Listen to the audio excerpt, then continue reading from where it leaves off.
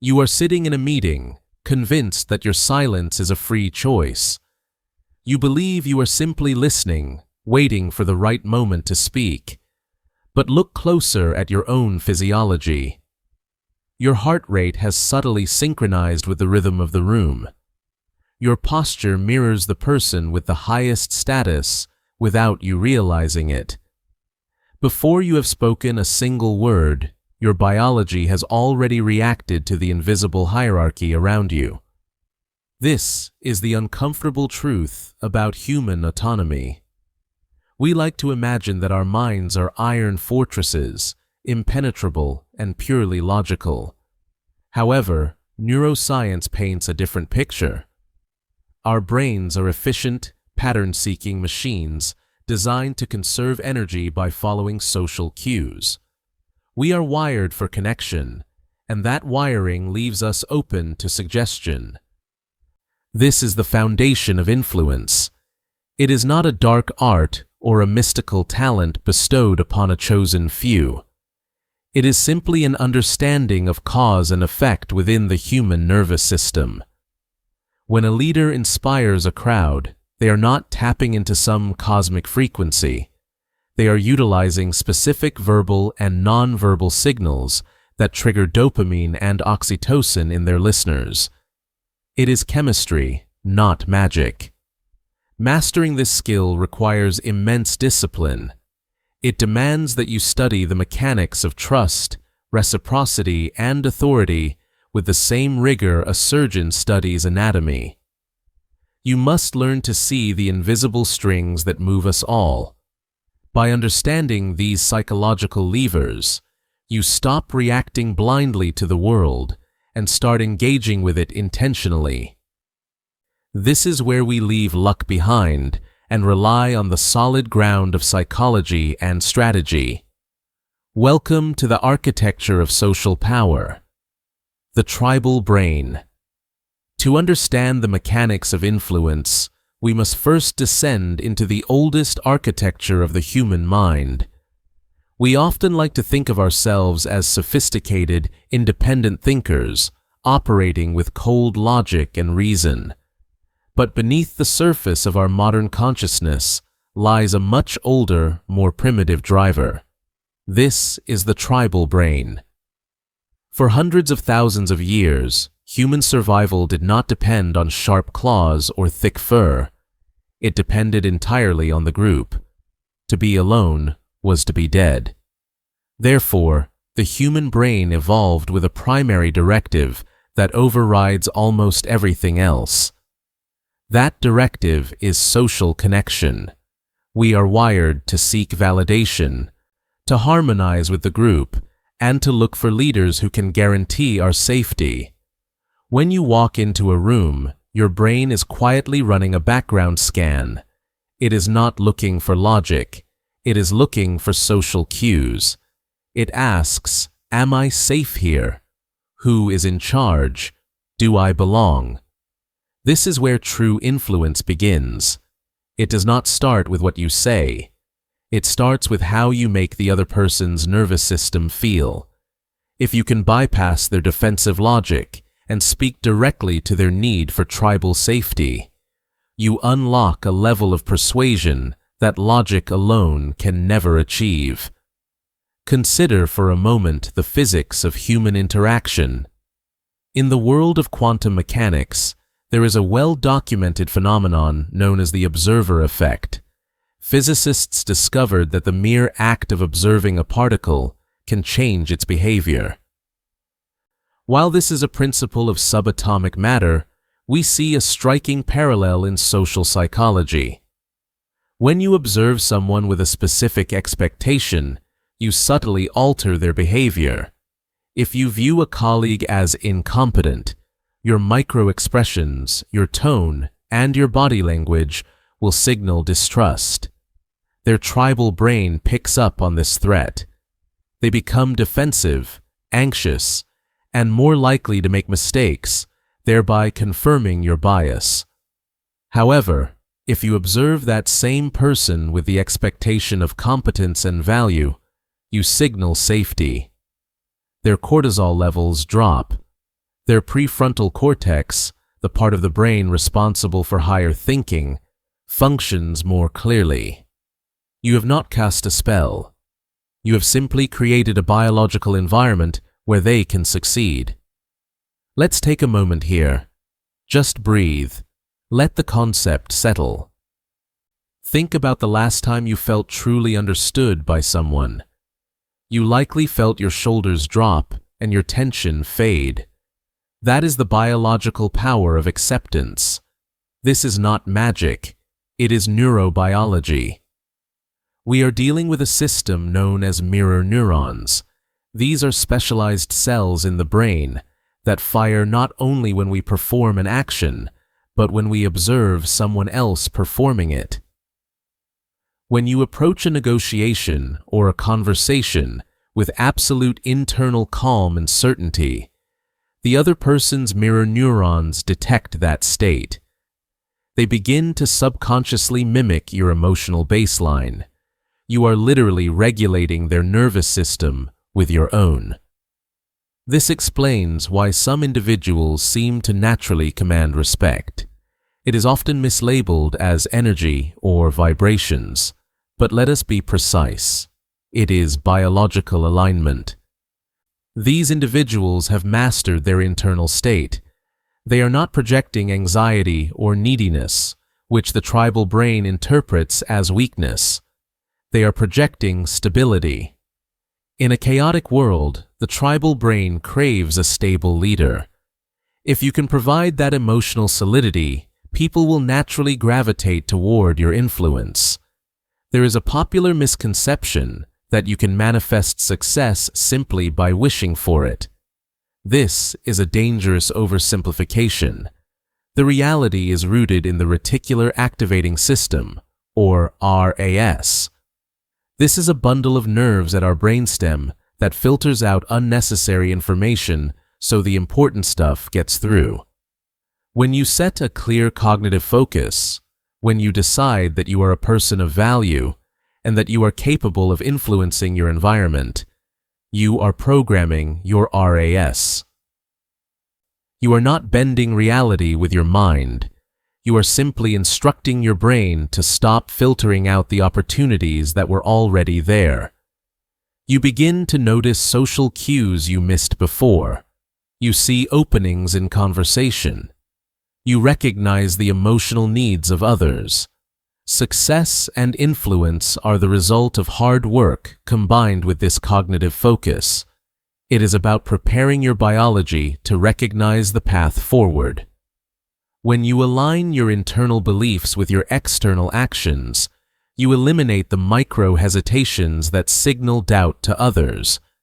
You become congruent, and in the eyes of the tribal brain, congruence equals authority. Influence is not about manipulation. It is about understanding the deep, evolutionary needs of the human animal and meeting them with integrity. It is about offering safety in a dangerous world and clarity in a confusing one. If you want to continue dissecting the science of the human mind and uncovering the mechanics of social power, make sure to click the subscribe button. Join us as we decode the psychology of success, one layer at a time.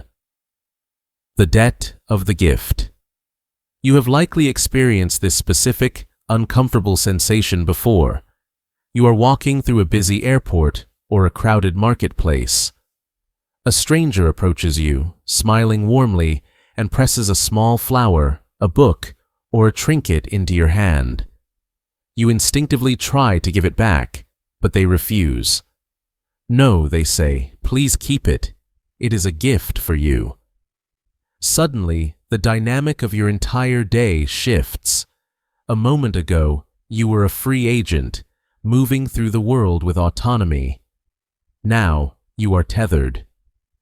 You feel a sudden, heavy pressure in your chest. The stranger asks for a small donation, or perhaps they ask you to sign a petition, or maybe they just want 5 minutes of your time. Even though you did not ask for the flower, and even though you have no use for the trinket, you find yourself reaching for your wallet. you find yourself listening.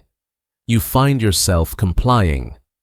This is the psychological mechanism known as the debt of the gift.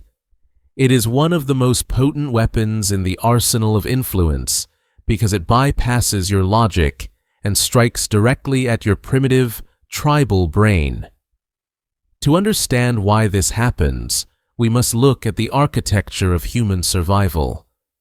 For thousands of years, our ancestors survived in harsh environments not because they were the strongest or the fastest, but because they learned how to share food and resources in a system of honored obligations.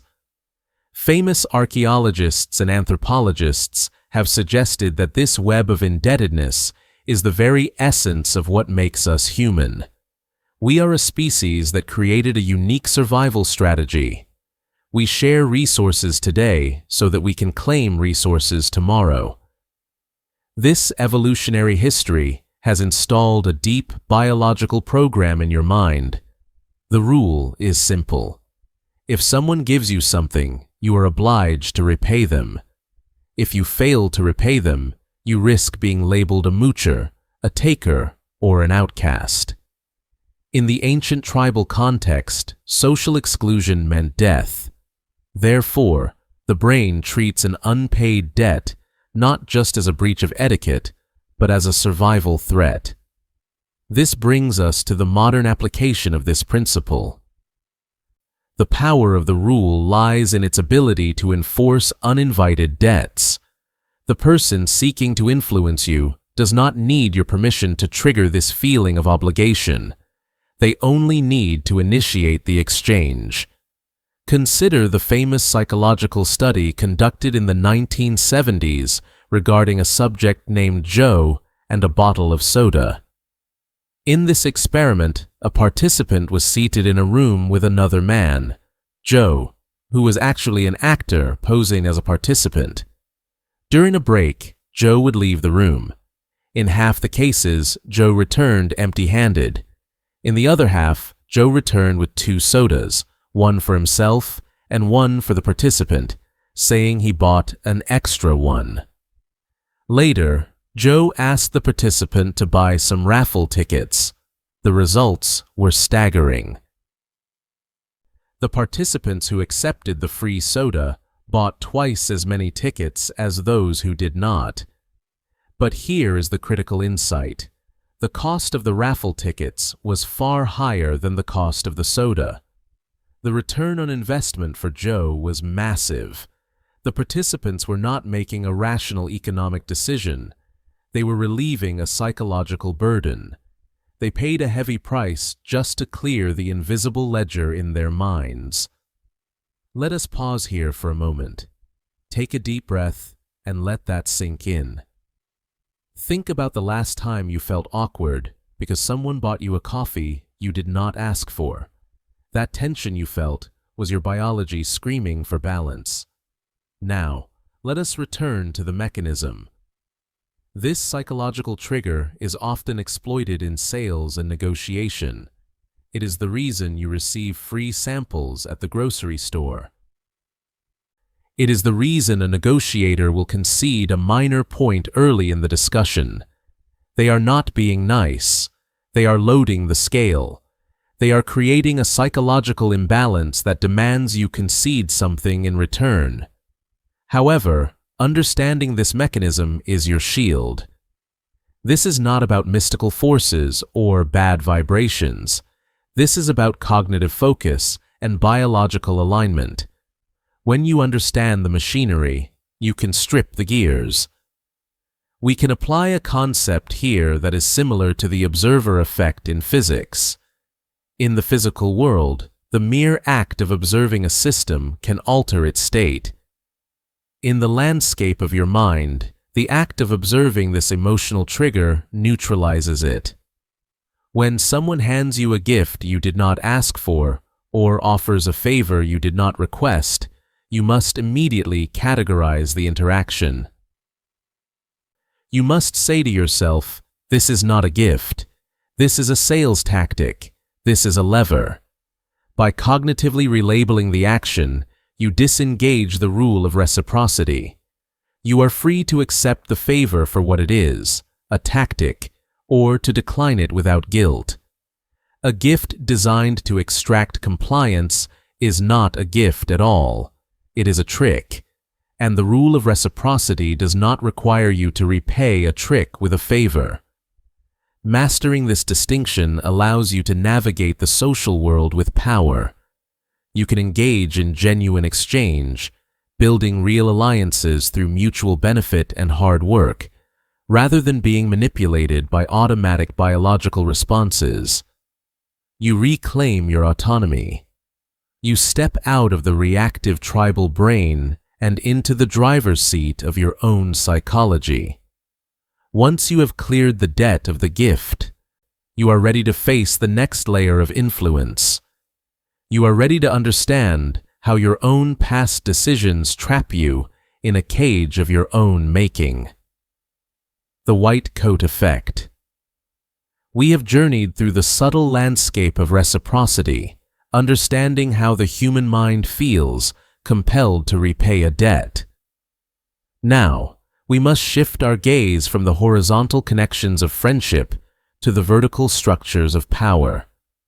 We are entering the domain of authority, a psychological phenomenon often referred to as the white coat effect. Imagine you are crossing a busy street.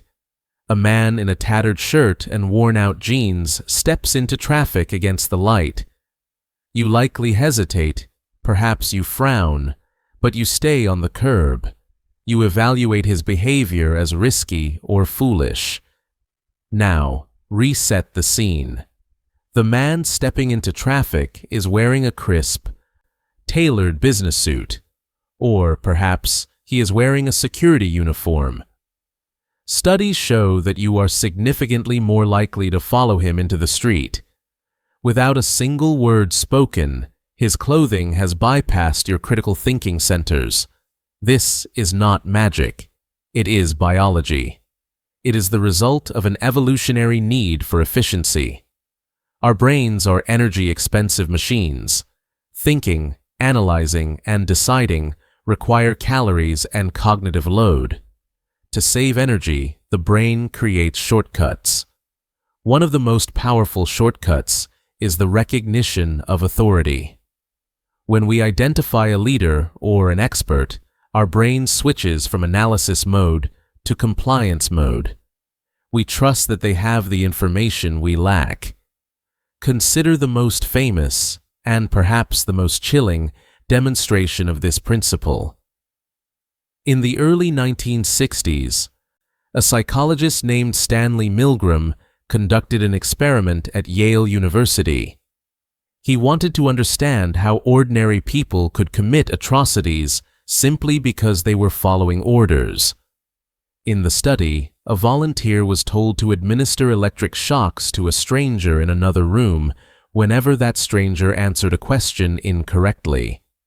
The shocks started mild, but increased in intensity with every wrong answer, eventually reaching levels labeled as dangerous. The stranger was actually an actor, and the shocks were fake, but the volunteer did not know this. As the actor screamed in pain and begged for the experiment to stop, the volunteer would hesitate. They would look to the researcher standing behind them. This researcher was the key. He was a man of calm demeanor, holding a clipboard and wearing a gray laboratory coat. He offered no threats. He had no weapon. He simply said, "The experiment requires that you continue." The results shook the foundation of psychology. A terrifying majority of ordinary people continued to administer shocks, even when they believed they were causing severe harm, simply because the man in the white coat told them it was necessary. The symbol of the coat silenced their moral alarm bells. It established a hierarchy where the volunteer transferred the responsibility of their actions to the authority figure. This brings us to a crucial moment of reflection. Let us pause here for a moment. Take a breath. it is uncomfortable to realize that our independence is not as ironclad as we like to believe. We like to think of ourselves as rational agents, immune to the sway of a uniform or a title. But acknowledging this biological reality is the first step toward mastering it. We are not judging the human mind. We are observing its mechanisms so that we can operate the machine rather than be run by it. This phenomenon extends beyond the laboratory. It is why we trust a doctor implicitly. It is why a mechanic in coveralls is trusted to fix an engine, while a man in a suit might be questioned. It is known as enclothed cognition. This concept suggests that the clothes we wear and the clothes we see others wear actually change our cognitive processes. This brings us to what some might call the observer effect in social dynamics. In physics, the act of observing a particle changes its behavior. In psychology, the presence of an authority figure changes the behavior of the group. When you step into a room embodying authority, through your dress, your posture, and your cadence, you change the reality of that room. You are not manifesting a mystical outcome. You are providing a strong, clear signal that allows others to relax their cognitive guard and look to you for direction. Success in this arena does not come from the ether. It comes from the rigorous alignment of your external presentation with your internal competence. If you wear the white coat, metaphorically or literally, you must possess the skill to back it up. Authority without competence is deception, and the human tribe has evolved mechanisms to punish deceivers eventually.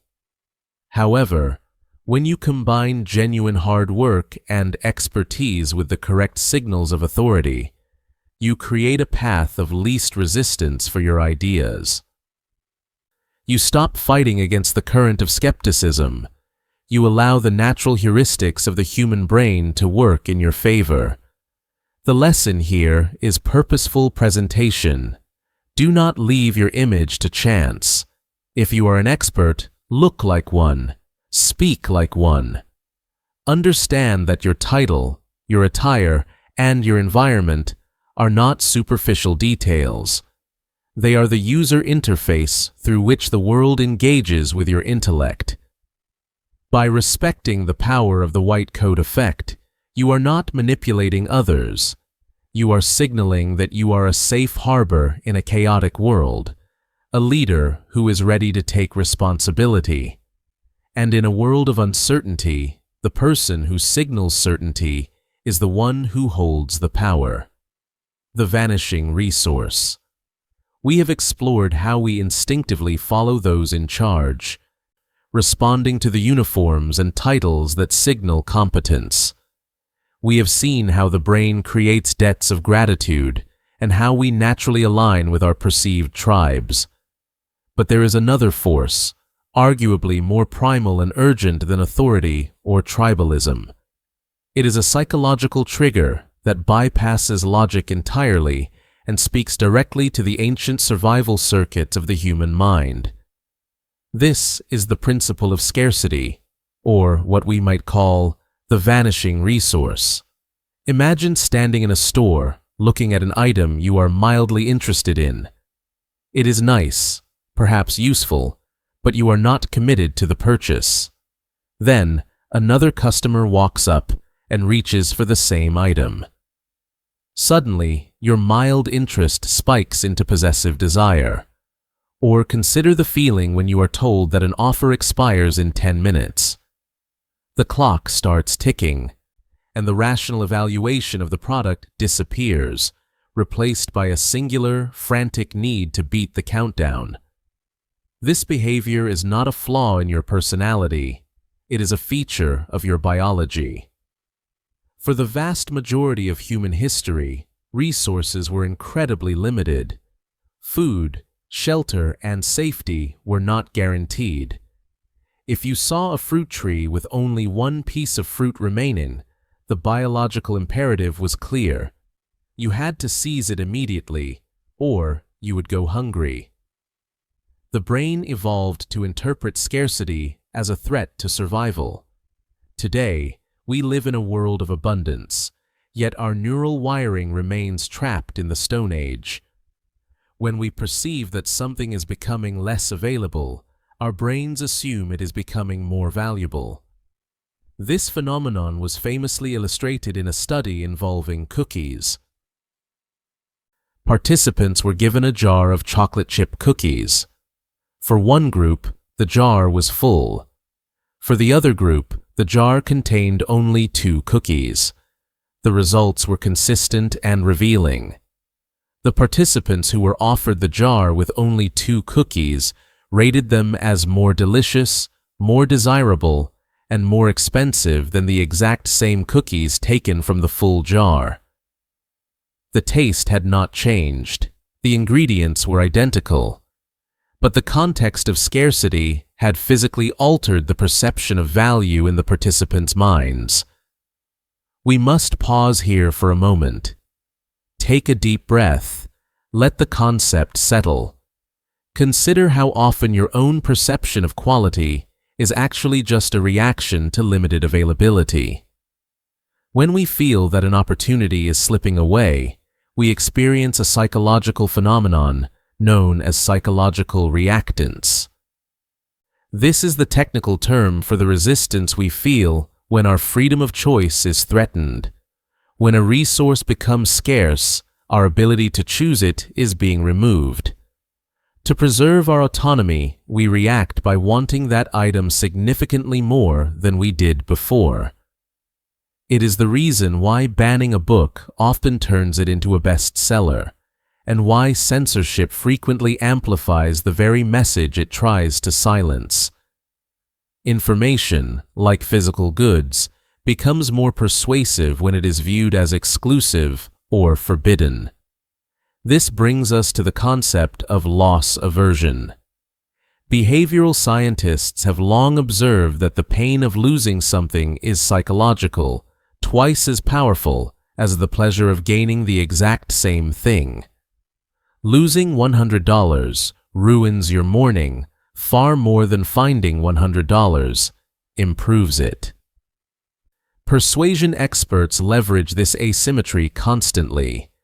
They frame negotiations not in terms of what you stand to gain, but in terms of what you stand to lose if you do not act now. The fear of loss is the invisible engine driving the fear of missing out. It is important to understand that this is not magic. There is no mystical energy manipulating the outcome. It is simply the observer effect applied to psychology. In physics, we know that the act of observing a particle can change its behavior. In psychology, the act of observing a deadline or a shortage changes the behavior of the buyer. It shifts the brain from a state of logical analysis to a state of emotional urgency. The prefrontal cortex, the part of the brain responsible for planning and logic, essentially steps back, allowing the amygdala, the emotional center, to take the wheel. When you see a sign that says only 2 items left in stock, your brain releases a specific cocktail of neurochemicals. Dopamine spikes in anticipation of the reward, while stress hormones increase due to the threat of loss. This chemical state creates a tunnel vision where the only solution to the anxiety is to acquire the object. You are not buying the product to enjoy it. You are buying it to silence the alarm bells ringing in your mind. Recognizing this mechanism is your only defense against it. When you feel that sudden flush of urgency, that tightening in the chest that demands you act immediately, that is your signal to stop. It is a sign that the scarcity principle is being used against you. The product will likely still be there tomorrow, or an equivalent will be found. The urgency is rarely real. It is a manufactured constraint designed to bypass your reason. True influence, therefore, requires a delicate balance. If you are the one seeking to persuade, you must use scarcity with integrity. It should highlight genuine uniqueness, not manufacture false panic. And if you are the one being persuaded, you must learn to separate the vanishing opportunity from the actual value of what is on the table. By mastering your reaction to the vanishing resource, you reclaim your cognitive autonomy. You move from a reactive state, driven by ancient fears of starvation, to a proactive state, driven by conscious choice and calculated focus. This is the foundation of mental clarity, and it sets the stage for the final piece of our puzzle, where we will examine how our need for consistency drives our future actions. The mirror neuron hack. You have learned how scarcity triggers the fear of loss, creating an urgent compulsion to act. Now, we must pivot from the external pressure of the environment to the internal synchronization of the mind. We are moving from the mechanics of the market to the biology of connection. This brings us to a phenomenon that is often felt but rarely understood. It is the secret language of rapport, spoken not with words, but with neurons. This is the mirror neuron hack. Have you ever met someone and felt an immediate sense of familiarity? You might say you two just clicked. The conversation flowed effortlessly. You felt understood, and you felt safe. It feels like luck, or perhaps chemistry. But in the realm of persuasion psychology, there is no such thing as luck. There is only biology and the precise application of it. That feeling of instant connection is the result of a specific neural network firing in perfect harmony. In the early 1990s, a team of neurophysiologists in Parma, Italy, stumbled upon a revolutionary discovery. They were monitoring the brain activity of macaque monkeys. They observed something strange. When a monkey watched a researcher pick up a peanut, the monkey's brain fired in the exact same pattern as if the monkey had picked up the peanut itself. The motor neurons did not distinguish between doing the action and seeing the action. This discovery changed our understanding of human influence forever. We possess what are now called mirror neurons. These are the biological building blocks of empathy and socialization. They allow us to simulate the intentions and emotions of others within our own minds. When you see someone smile, your brain practices smiling. When you see someone in pain, your brain simulates that distress. This brings us to the practical application of this biology, often referred to as the chameleon effect. In a social hierarchy, we are hardwired to look for similarities. Evolution taught us that similarity equals safety and difference equals danger. If you move like me, talk like me, and act like me, you are part of my tribe. I can trust you. I can be influenced by you. The mirror neuron hack is the conscious adoption of this mimicry to lower psychological defenses. Let us pause here for a moment, take a breath, and simply observe the space you are in. Think about the last time you were in a heated disagreement. Chances are your body language was closed and your opponent's was rigid. You were physically out of sync and therefore mentally at war. Now, consider the concept of the observer effect from physics. In quantum mechanics, the mere act of observing a phenomenon changes the outcome. While we are discussing human psychology and not subatomic particles, a similar principle applies to social dynamics.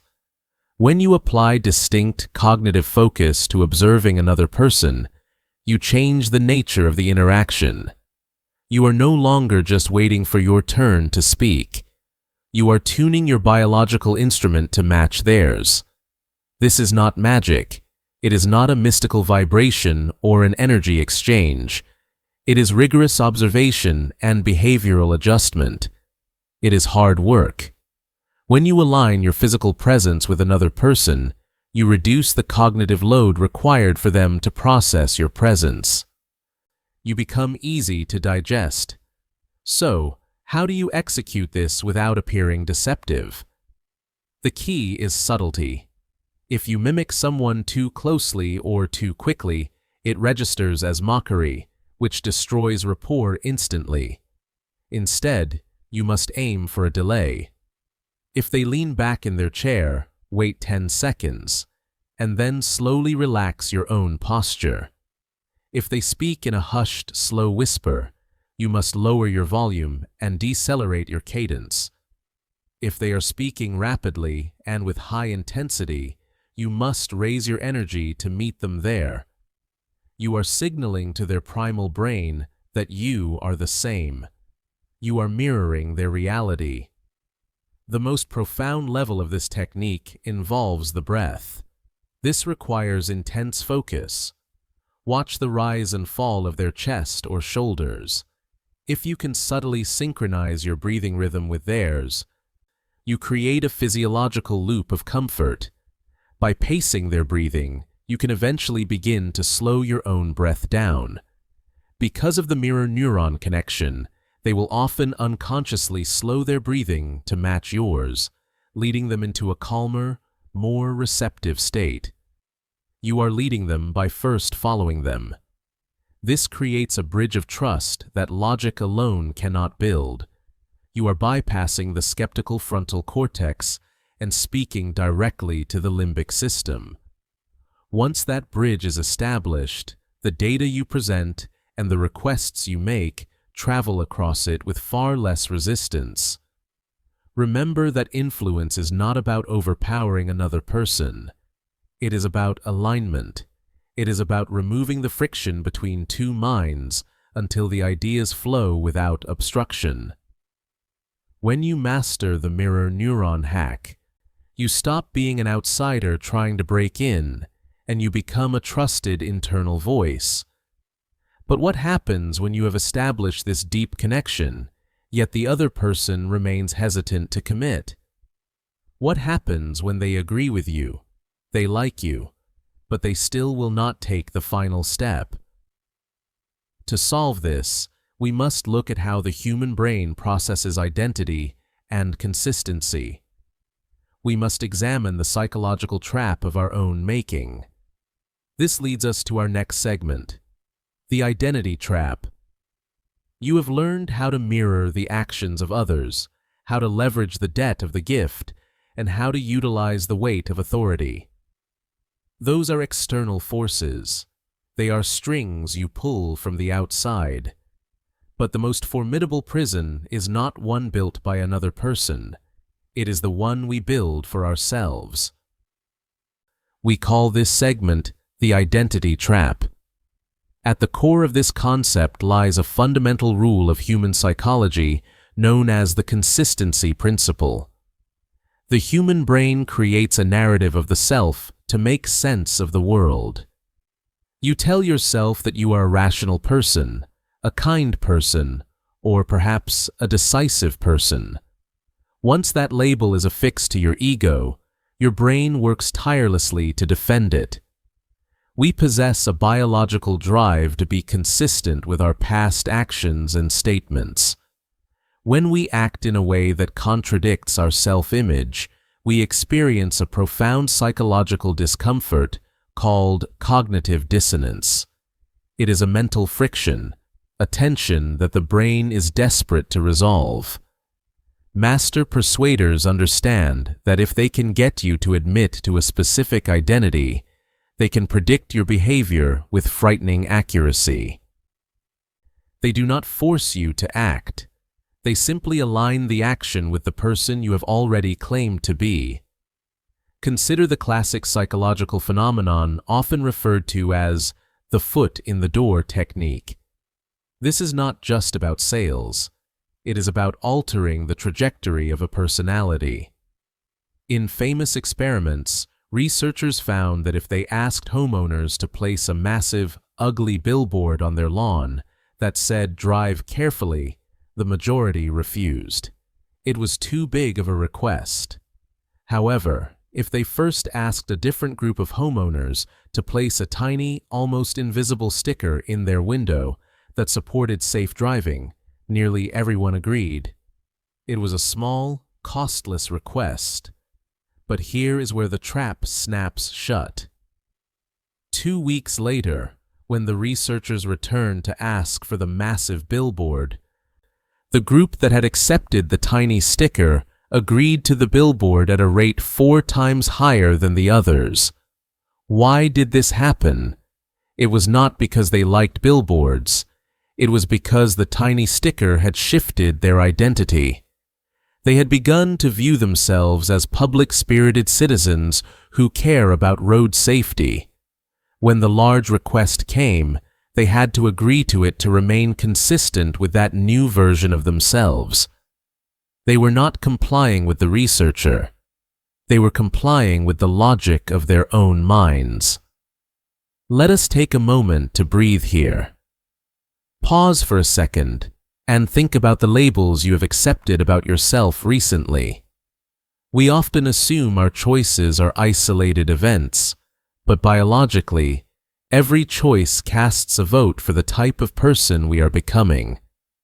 Now, let us deepen this understanding by looking at how you can apply this. This brings us to the concept of labeling. If you want to influence someone, give them a reputation to live up to. If you tell a colleague, "I am asking you because I know you are the most detail-oriented person on this team," you have set the trap. You have handed them an identity of excellence. To reject your request now would not just be saying no to a task. It would be an admission that they are not, in fact, detail-oriented. The fear of losing that positive label drives them to work harder than any financial incentive could. This mechanism is somewhat analogous to the observer effect in physics.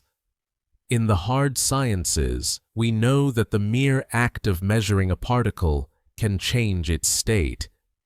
The observer is not separate from the system. In psychology, a similar rule applies. When you observe a specific trait in someone and verbalize it, you amplify that trait. You are not creating something out of thin air. There is no magic here. You are simply directing the cognitive focus of the other person.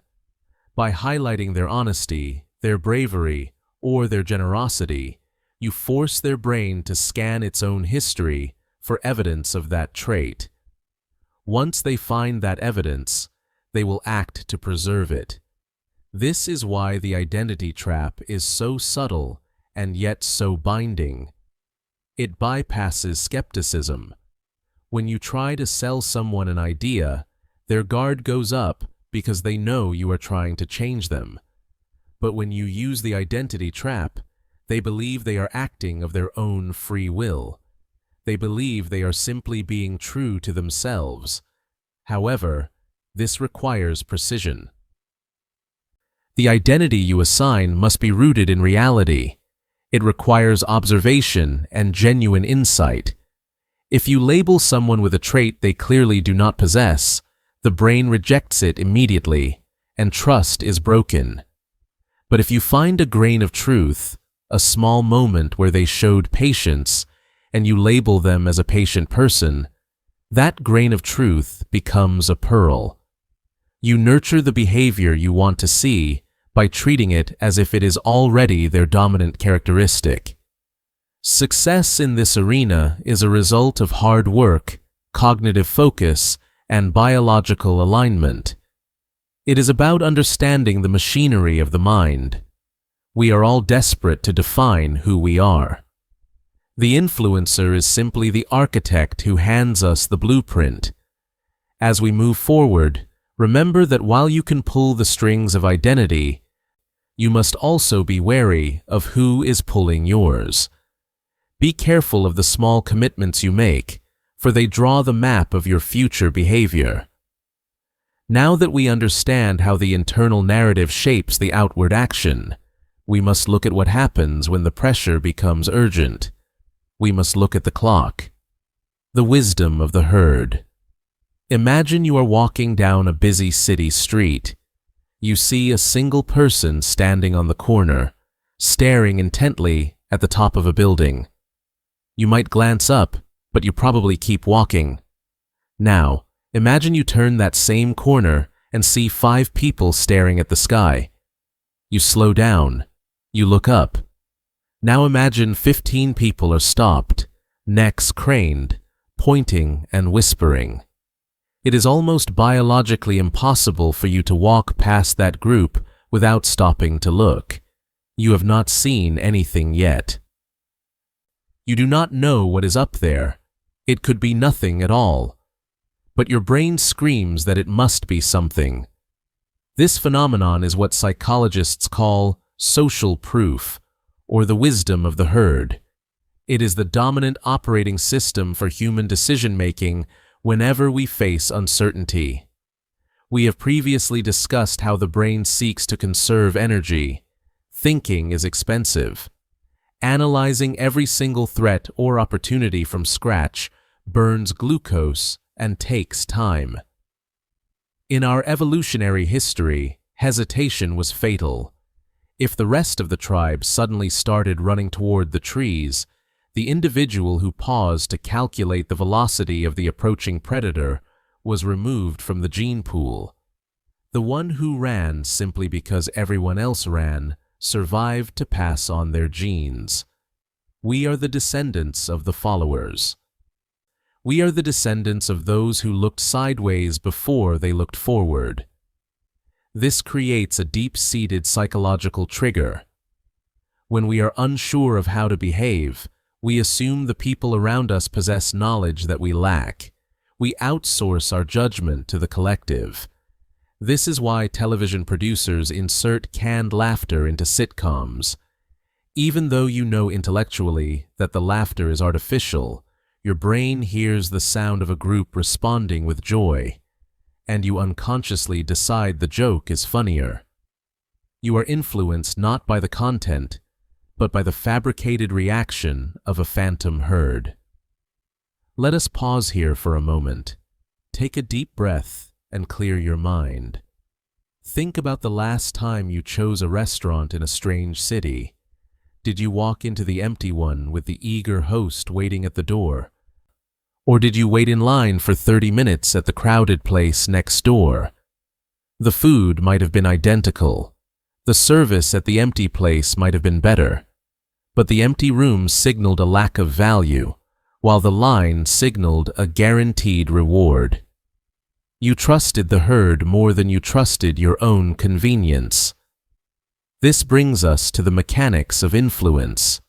If you want to persuade someone, you rarely need to convince them that you are right. You simply need to convince them that others already believe you are right. In physics, we talk about the observer effect, where the act of observation changes the behavior of the particles being observed. A similar principle applies in social psychology. The perceived value of an idea or a product changes based on how many observers are engaging with it. When you create the perception of popularity, you generate actual value. This is not magic, and it is not summoning energy from the ether. It is a predictable cognitive feedback loop. Consider the strategy of salting the tip jar. Bartenders and baristas often place a few folded bills in their tip jar at the beginning of a shift. An empty jar suggests that nobody tips, and therefore tipping is not the social norm. A jar stuffed with cash sends a silent, powerful command that says everyone here tips, and if you want to belong to this group, you will do the same. This extends to the highest levels of negotiation and leadership. If you are presenting a proposal, do not frame it as a new, untested path.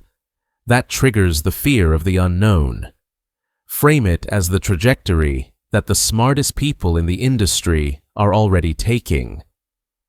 Use language that implies consensus. Instead of saying, "I think this is the best solution," say, "Many experts agree This is the most efficient path. The strongest form of social proof comes from similarity. We are most influenced by people we perceive to be just like us. If you are selling a solution to a weary parent, a testimonial from a CEO means very little. A testimonial from another weary parent means everything. It tells the brain that someone with the same biology, the same struggles, and the same environment found safety here. Therefore, it is safe for you too. However, there is a nuance here that you must master. It is what we call the negative proof trap. Often, when people try to influence others, they highlight the problem by showing how many people are doing the wrong thing. A manager might say, "Look at how many people are showing up late to work. This needs to stop." Psychologically, this backfires. By highlighting the scale of the bad behavior, you have inadvertently provided social proof that being late is the norm. You have told the herd that the herd is late. The brain hears that and thinks, well, if everyone else is doing it, it must be acceptable. To influence effectively, you must always highlight the behavior you want to see, even if it is currently in the minority. You focus on the rapidly growing number of people who are arriving on time and achieving success. You construct the reality of the herd you want them to join. The key to wielding this power lies in visibility. Influence is not just about quality, it is about perceived momentum. If you are building a movement, a business, or an argument, your first job is to make the early adopters visible.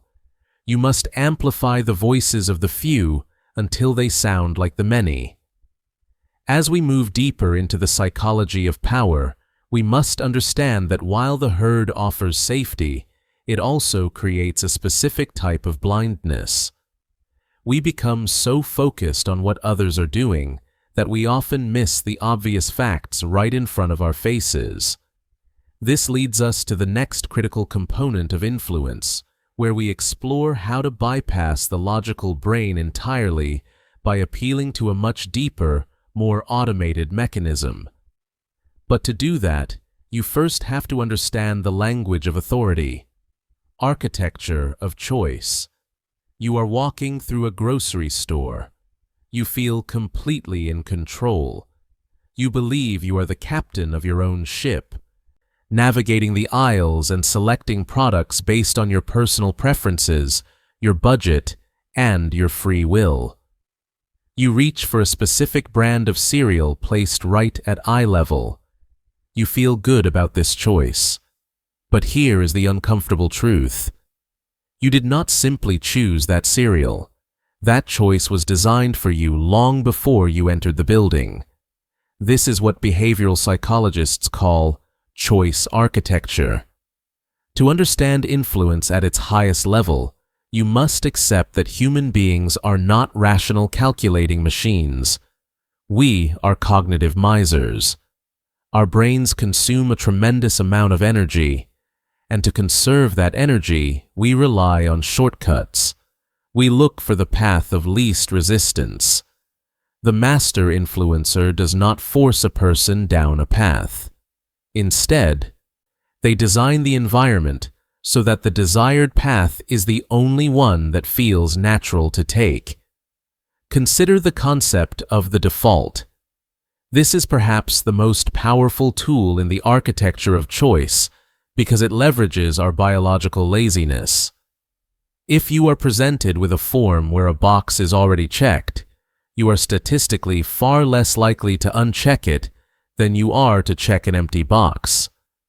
This is not because you agree with the pre-checked option. It is because the act of changing the status quo requires a micro-expenditure of cognitive effort. By simply setting the default option to the one you want, you capture the vast majority of people who are simply flowing with the current. This is not magic, it is biology. It is the brain conserving glucose. Let us pause for a moment. Take a second to consider how many decisions you made today that were actually just you accepting a default setting. Now, let us deepen this understanding with the decoy effect. This is where the architecture becomes truly elegant. Imagine you are selling a subscription. You have a basic plan for $10 and a premium plan for $30. Most people buy the basic plan because $30 feels expensive. You want them to buy the premium plan, so you do not lower the price. Instead, you introduce a third option, a decoy. You offer a slightly worse version of the premium plan for $29. Suddenly, the $30 plan looks like a mathematical triumph. It is only $1 more than the decoy, but offers significantly more value. The buyer no longer compares the $30 to the $10. They compare the $30 to the $29. The decoy exists solely to shift the comparison and make the expensive option look rational. You have not changed the product. You have changed the architecture of the comparison. This brings us to a concept often misunderstood in pop psychology, which we can look at through the lens of physics and observation. In physics, we know the observer effect suggests that the act of observing a phenomenon can change the phenomenon itself. In psychology, we see a parallel mechanism. The way you frame a question collapses the possibilities of the answer. This is often called anchoring. If I ask you to estimate the price of a luxury item, and I first mention the number 5,000, your brain anchors to that number. Even if you know 5,000 is too high, your final estimate will be significantly higher than if I had started by mentioning the number 500. The first piece of information offered creates a gravitational field. All subsequent judgments act relative to that anchor. You are not manifesting a result. You are setting a coordinate point that warps the perception of value around it. It is essential to understand that this works because the human brain struggles to evaluate value in a vacuum. We do not have an internal, objective meter for what things are worth or what choices are best. We only know what things are worth in relation to other things. By controlling the reference points, you control the perception of reality.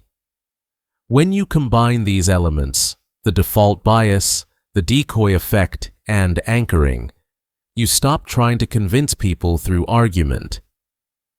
Argument triggers resistance. Argument makes the other person feel they must defend their identity. Architecture, however, is invisible. When a person walks through a building, they do not argue with the placement of the walls. They simply walk through the doors that are open. The ultimate goal of influence is to be the architect of that building. You want the person you are influencing to feel that they made the choice entirely on their own. They should feel the pride of decision. They should feel the autonomy of the consumer. But in reality, you constructed the menu. You arranged the lighting. You set the defaults. You placed the decoys.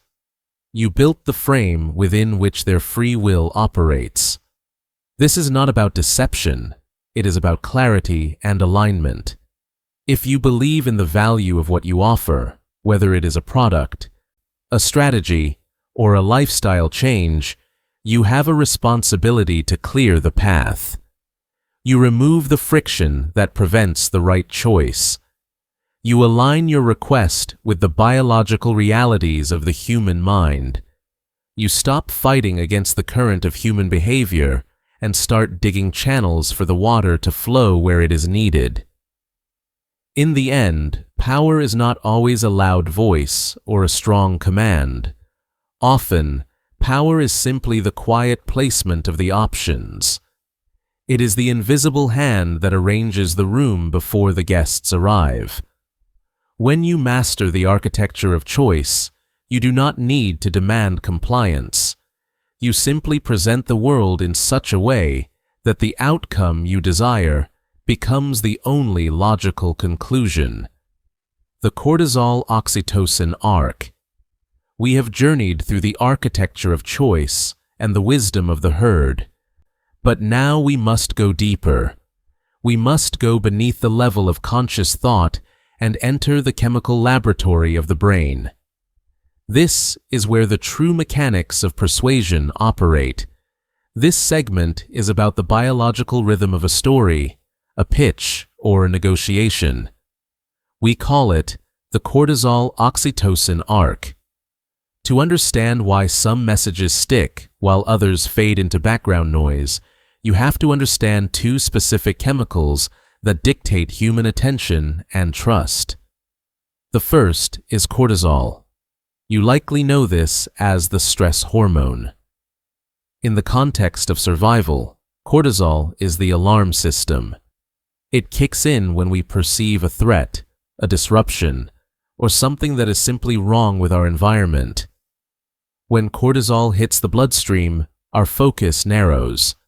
We stop daydreaming. We pay attention to the source of the distress. This is the biological equivalent of a spotlight turning on in a dark room. The second chemical is oxytocin.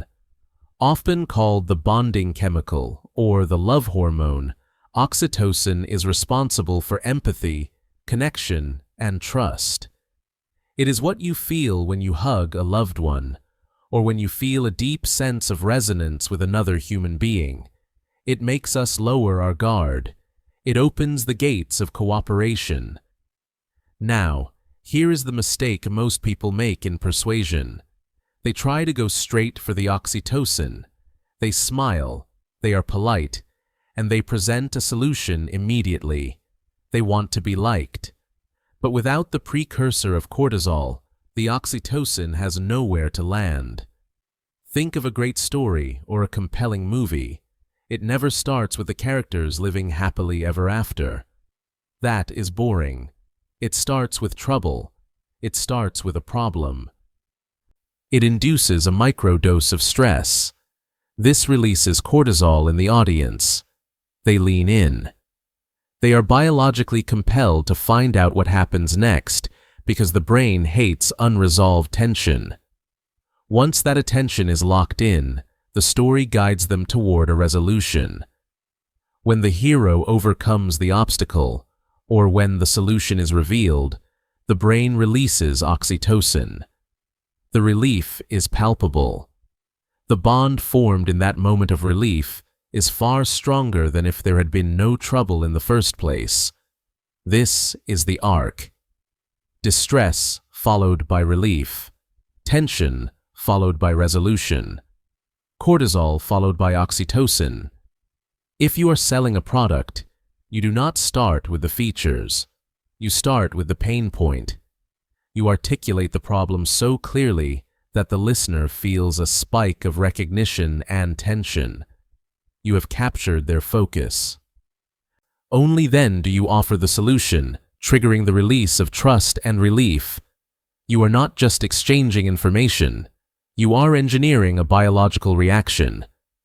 Let us take a moment here. Pause. Take a breath. Reset your focus. It is easy to get lost in the technicality of this, so let us ground it in reality. This is not about manipulation in a malicious sense. It is about alignment with how the human instrument is built. There is a concept often discussed in high-level psychology that borders on physics. Some call it the observer effect. In physics, this refers to the fact that the mere act of observing a particle changes its behavior. In persuasion and social dynamics, we see a very similar phenomenon, but we must be careful to define it scientifically. This is not magic. We are not talking about vibrating frequencies or asking the universe for favors. We are talking about the reticular activating system in your brain. When you focus your cognitive attention on a specific outcome, your brain begins to filter out the noise that does not match that outcome. You stop seeing the obstacles as impassable walls and start seeing them as puzzles to be solved. Because your behavior changes, the person you are speaking to reacts differently. If you enter a negotiation expecting hostility, your body language creates hostility. You trigger their cortisol. If you enter with a calm certainty, anticipating a resolution, you project cues that invite cooperation. You trigger their mirror neurons. You influence the outcome simply by how you observe the situation. This is often mistaken for mystical manifestation, but it is actually rigorous neurobiology and cognitive focus. It is hard work. It requires you to discipline your mind to hold a specific frame of reality until the other person steps into it. So, how do you apply the cortisol-oxytocin arc in your daily life? Review your communication style. Are you boring people with immediate solutions? If so, you need to introduce the hook, state the problem, raise the stakes. Let the cortisol do the work of grabbing their attention. Then, and only then, do you bring the empathy. You show them that you understand their struggle. You offer the path forward. You deliver the oxytocin. By mastering this rhythm, you stop throwing words at a wall. You begin to play the instrument of the human mind, moving your audience from fear to safety, and from isolation to connection. This is the biology of leadership. It is the chemistry of trust. And it is the invisible current that powers the architecture of choice. Psychic immunization. We have spent a considerable amount of time discussing how to bypass the brain's defenses to plant an idea. We have looked at reciprocity, authority, and the chemistry of connection. But now we must invert the equation. We must look at defense. Specifically, we need to examine how the mind protects itself from influence, and how you can engineer that protection for yourself and your audience. This concept is often called psychic immunization, though in academic circles it is known formally as inoculation theory. Think about how a biological vaccine works. To protect a body from a virus, you do not isolate it completely in a plastic bubble. Instead, you introduce a weakened version of the threat into the system. This triggers the immune system to produce antibodies. Then, when the full-strength virus arrives later, the body recognizes it, attacks it, and destroys it. The human mind operates on an almost identical architecture. If you want to strengthen an existing belief, or if you want to protect your audience from a competitor's persuasion attempts, you do not hide the opposing arguments. You expose them. You present the counter-arguments in a weakened, easily defeatable form. By doing this, you trigger the cognitive immune system of your listener. They practice defeating the small argument, and in doing so, they build the conviction required to defeat the real argument when they encounter it in the wild. Let us look at a practical application of this. Imagine a courtroom scenario. A defense attorney knows that his client has a prior conviction for theft. He knows the prosecution will bring this up to damage the client's character. If the attorney waits for the prosecution to reveal this, it will look like a hidden secret, and the jury will feel deceived. The shock value will be high. Instead, the defense attorney uses inoculation. In his opening statement, he steals the thunder. He tells the jury right away that 10 years ago his client made a mistake and paid for it. He frames it as a story of redemption and growth. He exposes the weak version of the attack before the prosecution can launch the strong version. By the time the prosecutor stands up to shout about the past crime, the jury is already immunized. They think to themselves that this is old news. They have already processed it. The attack bounces off because the psychological antibodies are already present. This is a powerful moment to pause and consider your own mental landscape. Take a breath. Think about the beliefs you hold most strongly. Are they strong because you have never heard the opposing view? Or are they strong because you have heard the opposing view and dismantled it? The strongest walls are those that have been tested. This brings us to the intersection of influence and what we might call the observer effect in cognitive psychology. In physics, the observer effect suggests that the act of observing a phenomenon changes the phenomenon itself. When applied to the psychology of persuasion, simply knowing that someone is trying to manipulate you changes the effect of that manipulation. When you inoculate an audience, you are essentially turning on the lights. You are telling them exactly what the opposition will say. You might say to a client that your competitor will likely tell them your price is too high. You admit that yes, the price is higher, but it is because the materials are of a superior grade that lasts twice as long. You have now framed the upcoming conversation. When the competitor eventually says the price is too high, the client does not think you are expensive. They think the competitor is cheap. You have changed how they observe the data. This is not magic. It is not about vibrating at a frequency where bad arguments cannot touch you. It is strictly a matter of neural pathways and pattern recognition. When the brain predicts an outcome, and that outcome occurs, the brain releases a small amount of dopamine. It feels good to be right. When you warn someone about an attack, and the attack happens, they feel smart for having anticipated it. That feeling of validation creates a bond of trust between you and them. However, this requires a high degree of integrity and cognitive focus. You cannot simply dismiss opposing views with insults. That is not inoculation, that is blindness.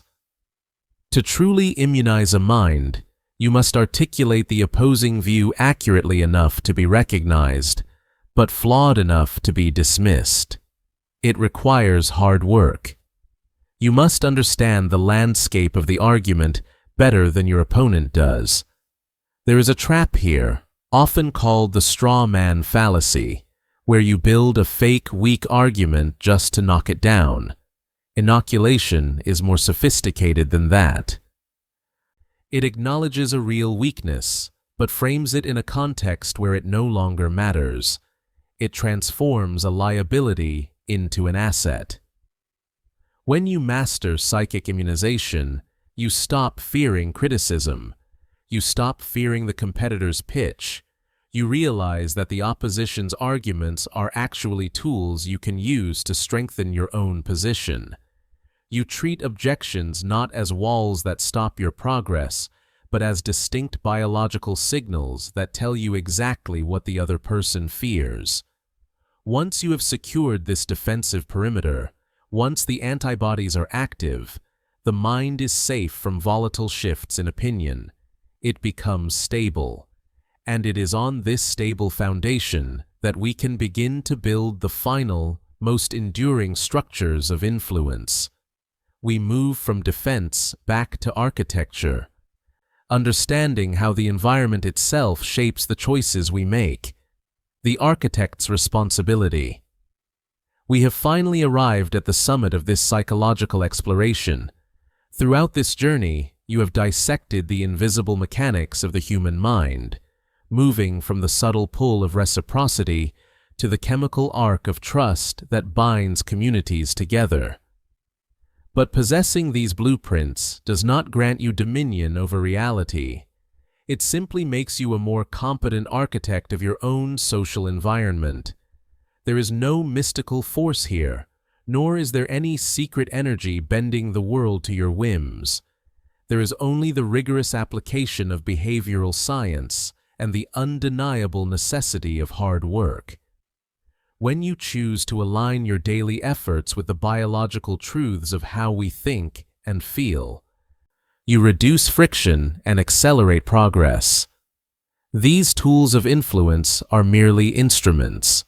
It is your consistent cognitive focus and ethical execution that determine their ultimate value. You now carry the weight of this knowledge, which is the responsibility to build rather than destroy. The foundation has been laid, and the materials are in your hands. It is time to get to work.